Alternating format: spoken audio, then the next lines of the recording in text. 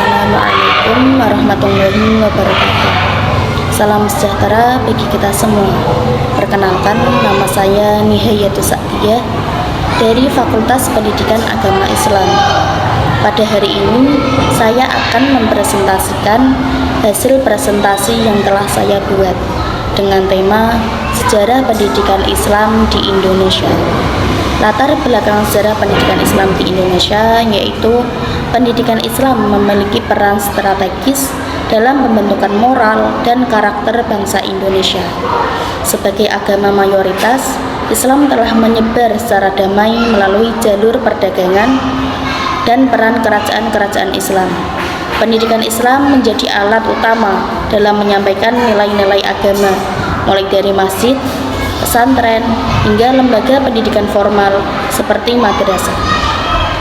Namun, perkembangan pendidikan Islam di Indonesia tidak lepas dari tantangan seperti kebijakan kolonial yang membatasi perannya.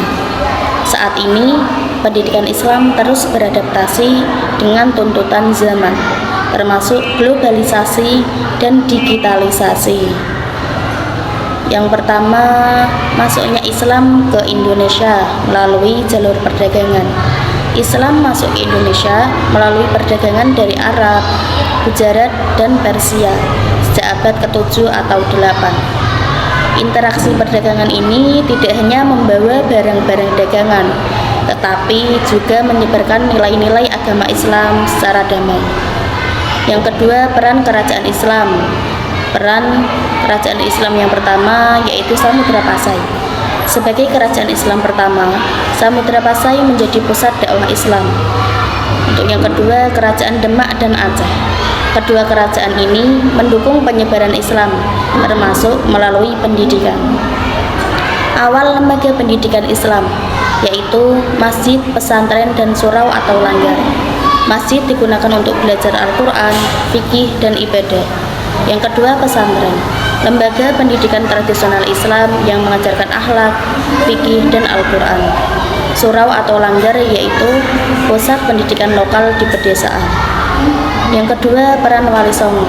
Wali Songo memadukan nilai Islam dengan budaya lokal untuk memudahkan masyarakat menerima ajaran Islam. Mereka menggunakan seni, adat, dan pendidikan sebagai media dakwah. Selanjutnya yaitu pendidikan Islam pada masa kolonial, yaitu kebijakan kolonial. Belanda membatasi pendidikan Islam dan mendukung pendidikan ala barat. Diskriminasi ini memicu lahirnya madrasah sebagai perlawanan. Selanjutnya lahirnya madrasah.